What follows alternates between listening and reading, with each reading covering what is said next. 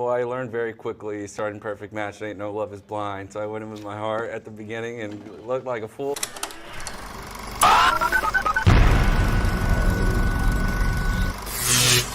Hey guys, I'm Kristen Maldonado from Pop Culture Planet. It's so great to meet you. How are y'all doing today? Good. Nice to meet you. Tolu, I wanted to start with you. We have a friends to lovers trope with you and Chris, which I love to see.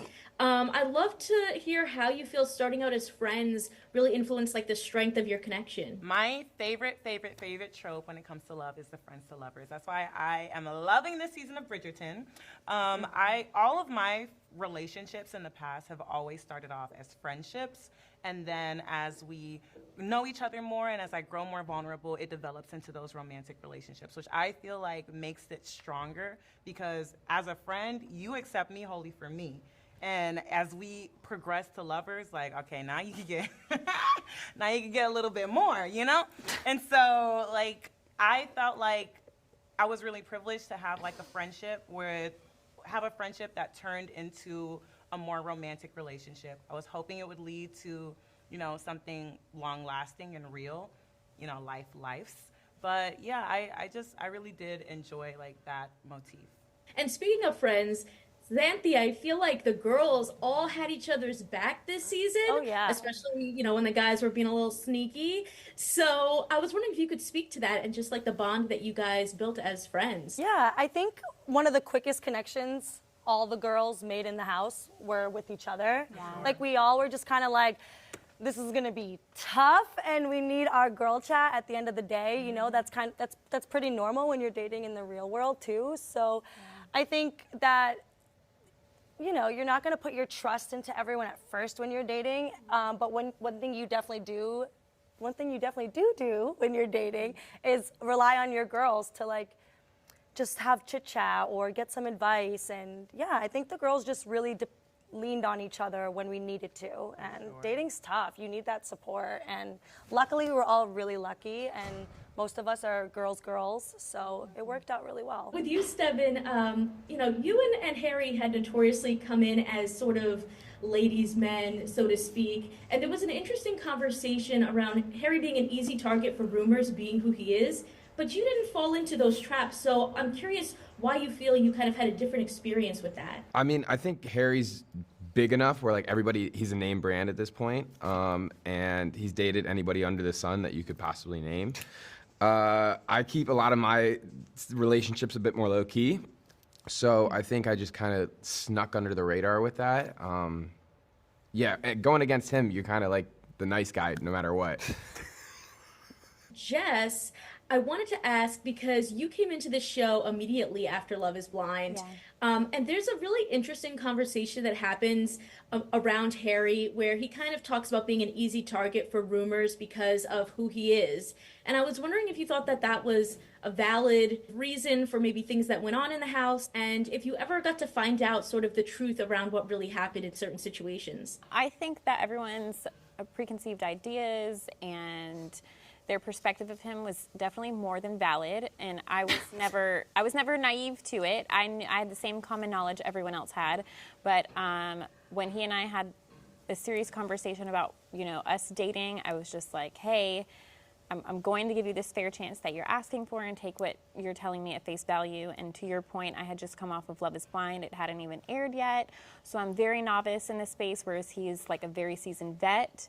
So he was just kind of like focused on me and don't pay attention to the chaos around us, and that's just kind of what I did.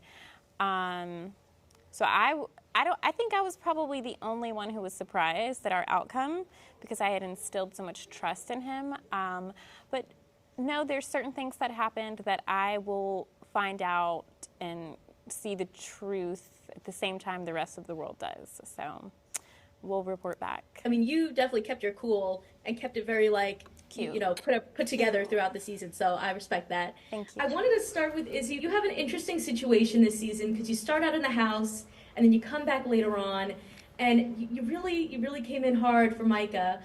Which I love. You know what you want. I wanted to know. I love the bonds. What can I say? I'd love to know what it was like getting another chance with her, and what it was like kind of coming back in a little bit later when everybody's already kind of been established, so to speak. Well, I learned very quickly, starting perfect match, ain't no love is blind. So I went in with my heart at the beginning and looked like a fool. So me and Micah ended up just, matching as friends. She brought me back into the house, and at that point, we changed the game plan and, kind of tried to come in with a fuckboy vibe this time around. So.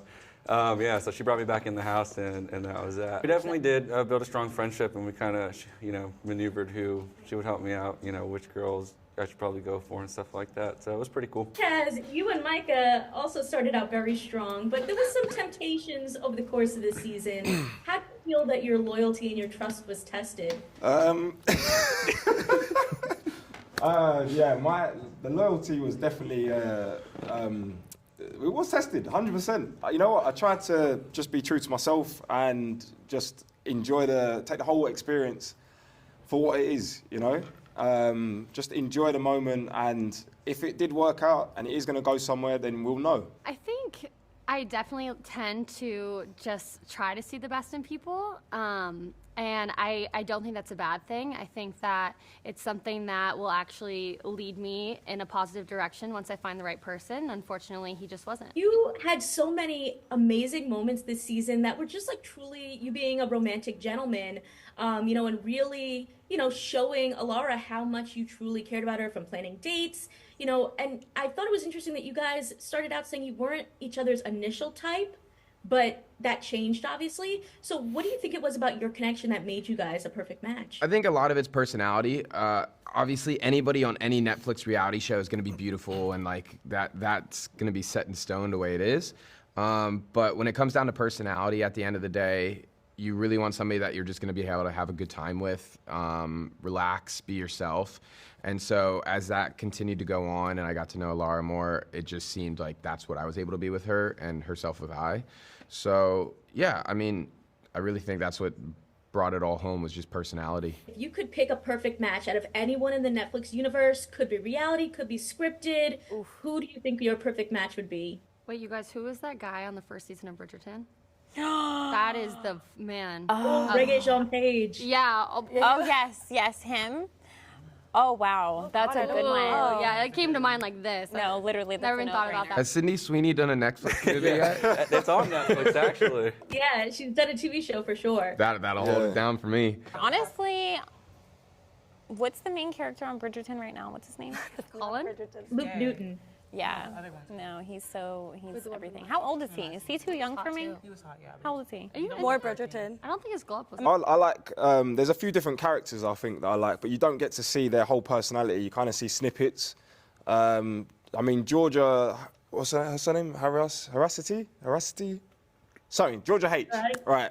She's, she come across lovely on there. So I reckon she'll be quite interesting to sort of just, I would have matched with her, let's just say that. Putting that out there. Yeah, just putting that out there. Been there, done that. Yeah. That was another reason why I had to pick, carefully. As far as for me, I haven't seen too much. I think there was a girl named Megan on this last season of Too Hot to Handle. I don't know her last name. Thompson? I don't know. She's hot, so I'd go for her. She seems fun and quirky, and I like that in a girl, so that'd be my pick. She blonde. Awesome. Kind of like a dirty thank you. blonde. Am I the only one that's going more like 365 days? Oh, we're forgetting about him. Okay. You have a thing for that movie. I have a thing for men that just men. You Yes, know what I mean? yes. Yeah. We love a man who man. He's giving, I don't have a cell phone. Like, Yes. He's giving, I don't have a cell phone, I got a He's mansion. giving, I'm untouchable. Yeah. Okay, no, those were good. They give that I'm obsessed with you. And I love Ooh, like I a little love too much? that. I don't care. there's no never such too thing. much. No such thing. Exactly, I agree. Thank you so much for your time. Congratulations. I know people are going to be obsessed with this season, so thank you. Thank you. Consider subscribing if you like this video and get even more entertainment news at popcultureplanet.net. See ya!